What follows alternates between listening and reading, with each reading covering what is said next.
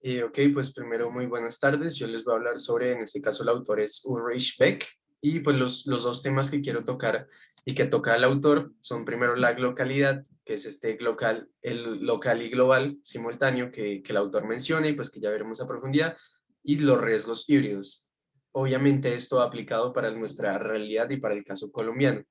Entonces, empecemos con localidad. Muy rápido. ¿Cómo define este autor, o sea, bajo qué teoría y qué menciona de la localidad? Son riesgos locales y riesgos globales. Como es bien sabido, pues Ulrich Beck aborda, digamos, en este texto y en general en partes de sus obras lo que tienen que ver relacionado a los riesgos. Es, digamos, lo que profundiza y en este caso menciona riesgos que son locales y riesgos que son globales y cómo la globalización igual ha perdido un poco que los riesgos únicamente se queden en un país.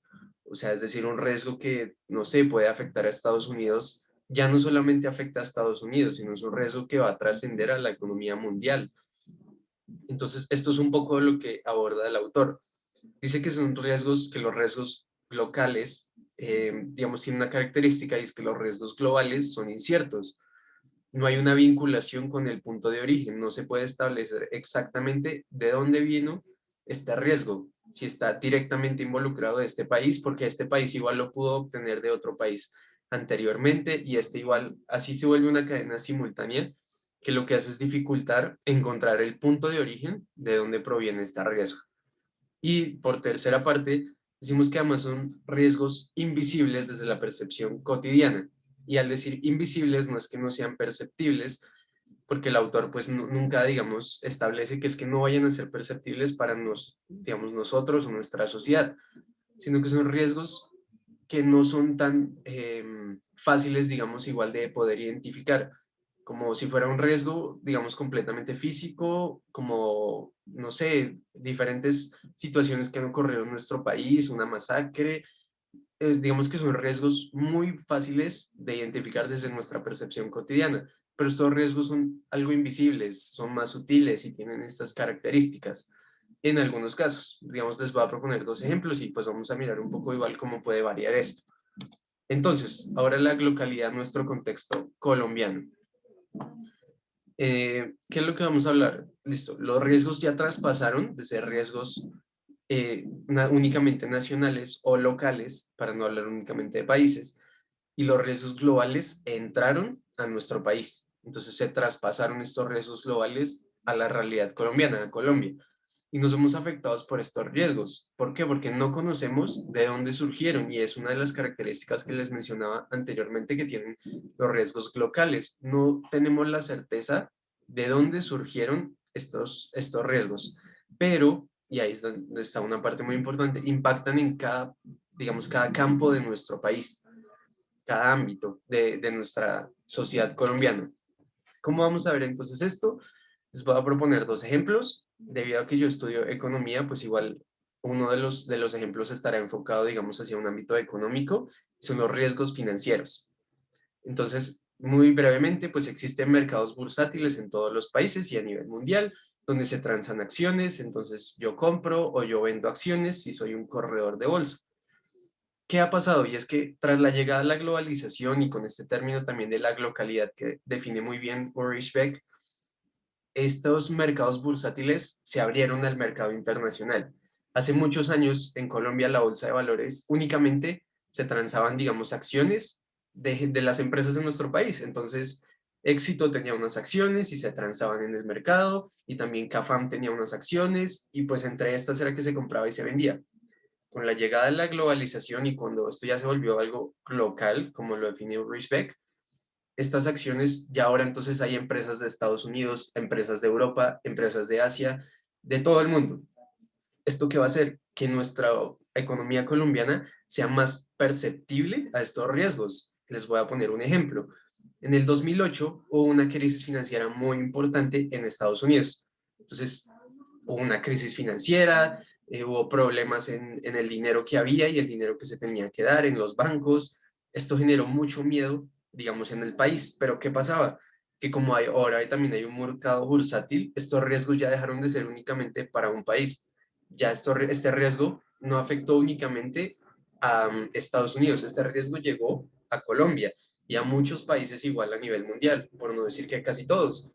Este riesgo llegó a Colombia y lo que hizo fue generar miedo, que quebraran muchos bancos, que quebraran muchas empresas, muchas personas quedaron digamos, literalmente en la calle debido a que hicieron movimientos económicos erróneos. Entonces, este riesgo financiero es un buen ejemplo de algo que es, digamos, de los riesgos locales que define Ulrich Beck, porque ya no se quedan únicamente en un país, sino que traspasan, y no solamente traspasan, sino impactan fuertemente. Digamos, ustedes pueden decir como, bueno, tal vez es cierto, pero eso no se denota en impactos de la cotidianidad, como igual lo propone Ulrich Beck. Y es que esta es la característica igual que tiene para que sea un riesgo que es sutil, que es un poco invisible, pero impacta cada ámbito de nuestro país. Porque en estos movimientos, digamos, cuando hay riesgos financieros, quiebran muchos bancos y quiebran muchas empresas.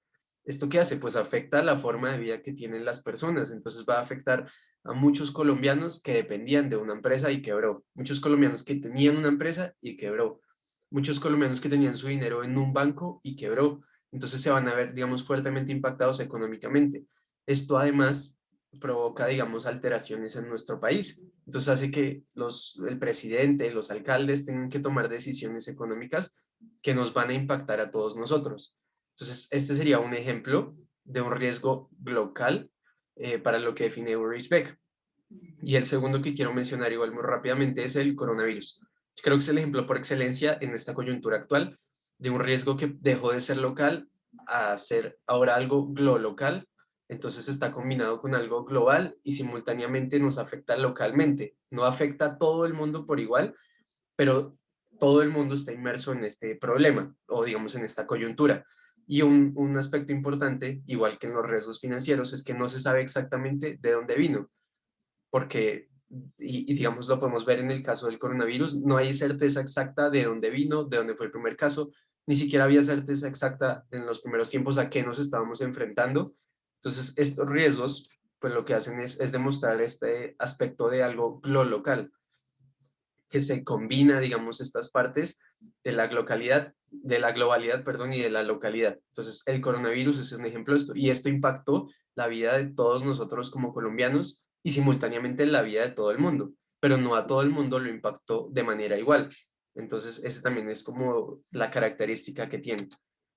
Para no seguir igual demorándome, los riesgos híbridos. Entonces, bajo la teoría que dice Ulrich Beck, él dice que cuanto menos riesgos se conocen, más se producen.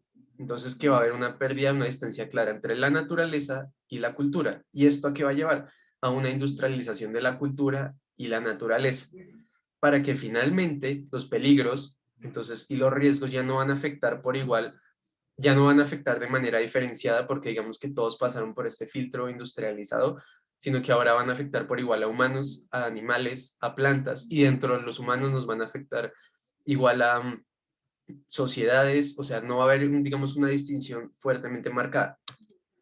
El riesgo híbrido en Colombia, entonces, pues el ejemplo que yo propongo son el conflicto armado. Creo que es uno de los ejemplos que más nos permite evidenciar un riesgo híbrido. Entonces, ya viendo que, digamos, un riesgo híbrido es un riesgo que traspasa varios sectores de nuestro país, que toca a los medios de comunicación, que toca a la sociedad, que toca a la tecnología, que toca al gobierno inclusive. Entonces, un riesgo híbrido en Colombia sería el conflicto armado que nosotros hemos atravesado en estos últimos 70 años.